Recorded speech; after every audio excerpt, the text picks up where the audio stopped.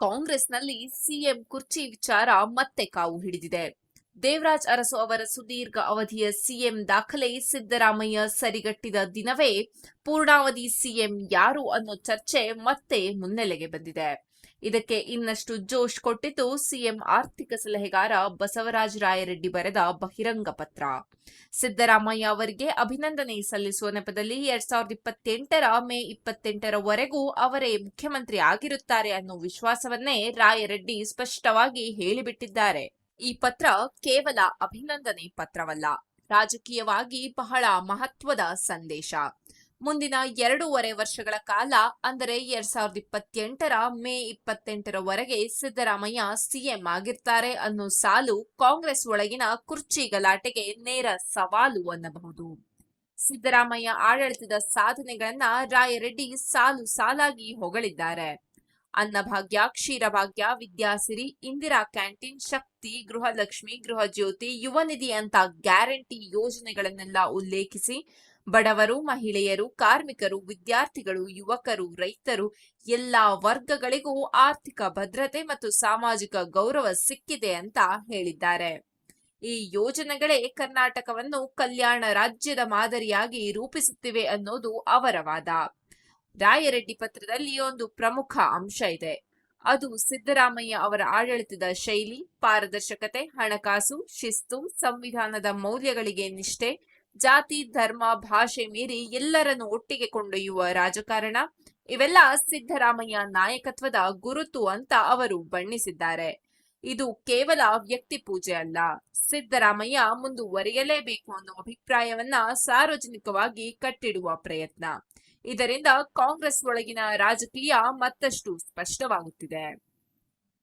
ಸಿದ್ದರಾಮಯ್ಯ ಶಿಬಿರ ಈಗ ಪೂರ್ಣಾವಧಿ ಸಿಎಂ ಅನ್ನೋ ನಿಲುವನ್ನೇ ಫಿಕ್ಸ್ ಮಾಡಿಕೊಳ್ಳುತ್ತಿರುವ ಸೂಚನೆ ಇದು. ಹೈಕಮಾಂಡ್ ಮಟ್ಟದಲ್ಲೂ ಸಿದ್ದರಾಮಯ್ಯ ಆಡಳಿತದ ಬಗ್ಗೆ ದೊಡ್ಡ ಅಸಮಾಧಾನವೇನೂ ಇಲ್ಲ ಅನ್ನೋ ಸಂದೇಶ ಕೊಡಲು ಈ ಪತ್ರ ಉಪಯೋಗವಾಗುತ್ತಿದೆ. ಲೋಕಸಭಾ ಚುನಾವಣೆ ಬಳಿಕವೂ ರಾಜ್ಯ ಸರ್ಕಾರ ಸ್ಥಿರವಾಗಿದೆ, ಗ್ಯಾರಂಟಿ ಯೋಜನೆಗಳು ಜನರಿಗೆ ತಲುಪುತ್ತಿವೆ ಅನ್ನೋದು ಸಿದ್ದರಾಮಯ್ಯ ಪರ ಬಲವಾದ ಅಸ್ತ್ರ. ಆದ್ರೆ ಇತ್ತ ಕಡೆ ಡಿಕೆ ಶಿವಕುಮಾರ್ ಬಣ ಮೌನವಾಗಿ ಕುಳಿತಿಲ್ಲ. ಈಗಲೇ ಬಹಿರಂಗ ಹೇಳಿಕೆಗಳು ಬರದಿದ್ದರೂ ಅವರ ರಣತಂತ್ರ ಬೇರೆ ರೀತಿಯದು. ಡಿಕೆಶಿ ನನಗೂ ಅವಕಾಶ ಕೊಡಬೇಕು ಅಂತ ನೇರವಾಗಿ ಹೇಳೋ ಹಂತ ದಾಟಿದರೂ ಸಂಘಟನೆ, ಪಕ್ಷದ ಕಾರ್ಯಕರ್ತರು, ಸ್ಥಳೀಯ ಮಟ್ಟದ ಹಿಡಿತ ಈ ಎಲ್ಲವನ್ನ ಬಲಪಡಿಸುವ ಕೆಲಸ ನಡೀತಿದೆ. ಹೈಕಮಾಂಡ್ ಜೊತೆಗಿನ ನಂಟು, ದೆಹಲಿ ರಾಜಕಾರಣ, ಪಕ್ಷ ಸಂಘಟನೆಯ ಕೊಡುಗೆ ಇವೆಲ್ಲ ಅಂಶಗಳನ್ನ ಮುಂದಿಟ್ಟು ಸೂಕ್ತ ಸಮಯದಲ್ಲಿ ಒತ್ತಡ ತರುವ ಲೆಕ್ಕಾಚಾರ ಡಿಕೆಶಿ ಬಣದಲ್ಲಿದೆ.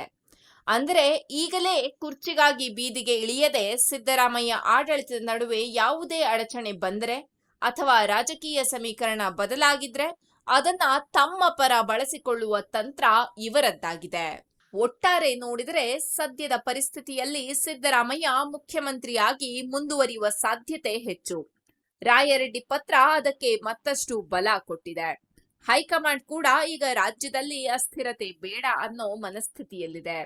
ಆದರೆ ಕಾಂಗ್ರೆಸ್ ರಾಜಕಾರಣದಲ್ಲಿ ಕೊನೆಯ ಕ್ಷಣದ ಟ್ವಿಸ್ಟ್ ಹೊಸದೇನಲ್ಲ.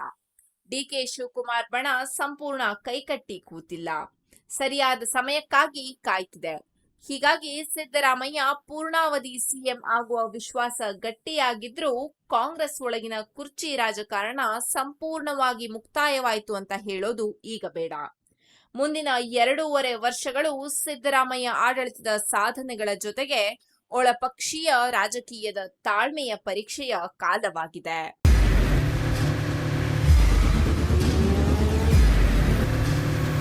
ಪ್ರಜಾಮಾರ್ಗ ನ್ಯೂಸ್, ಇದು ಜನಸಾಮಾನ್ಯರ ಧ್ವನಿ.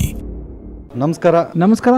ನೀವು ನೋಡ್ತಾ ಇದ್ದೀರಾ ಪ್ರಜಾಮಾರ್ಗ ನ್ಯೂಸ್. ರಾಷ್ಟ್ರದ, ರಾಜ್ಯದ ರಾಜಕೀಯದ ಬಗ್ಗೆ ಹೆಚ್ಚಿನ ಸಿನಿಮಾ ಅಪ್ಡೇಟ್ಗಳಿಗಾಗಿ ಫಸ್ಟ್ ಲೈಕ್ ಮಾಡಿ, ಸಬ್ಸ್ಕ್ರೈಬ್ ಆಗಿ, ಹಾಗೆ ಫಾಲೋ ಕೂಡ ಮಾಡಬೇಕು.